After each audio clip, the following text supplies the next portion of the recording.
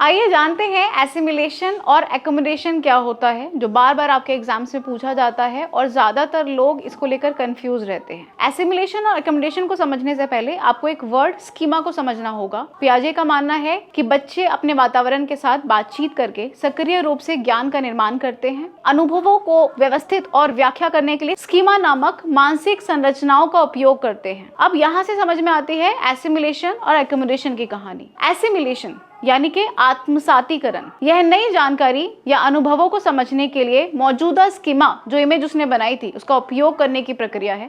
For example, एक बच्चा जो जानता है कि कुत्ता कैसा दिखता है, तो जब वो बिल्ली को देखता है तो शुरू में उसे बिल्ली भी कुत्ते जैसी नजर आती है और वह उसे कुत्ता कह सकता है क्योंकि ये 4 पैरों वाला जानवर उसकी मौजूदा स्कीमा में फिट बैठता है। फिर बात आती है एकोमोडेशन की, यानी कि समायोजन की। यह तब होता है जब नई जानकारी, जब उसके बारे में पता लगेगा कि इसकी आवाज अलग है, इसकी फीचर्स अलग है, तो वो जो मौजूदा स्कीमा है उसमें फिट नहीं होती है, जिसके लिए बच्चे को नई स्कीमा का संशोधन यानी कि एक नई डेरिवेशन ऑफ स्कीमा बनानी पड़ती है। बिल्ली के उदाहरण में बच्चे को यह पहचान कुत्ते को अपनी समझ को समायोजित करने की आवश्यकता होगी कि सभी 4 पैर वाले जानवर कुत्ते नहीं होते। पियाजे का मानना था कि बच्चे आत्मसातीकरण यानी कि एसिमिलेशन और समायोजन यानी कि एकोमोडेशन के बीच में संतुलन की स्थिति का प्रयास करते हैं कि दोनों के बीच में क्या डिफरेंस है, और उसी के कारण दुनिया को बेहतर ढंग से समझने के लिए अपनी स्कीमा को लगातार एकोमोडेट करते रहते हैं यानी कि समायोजित करते रहते हैं। अब आपसे एक क्वेश्चन है, आपको क्या लगता है कि एकोमोडेशन ज्यादा आसान है या फिर एसिमिलेशन ज्यादा आसान है?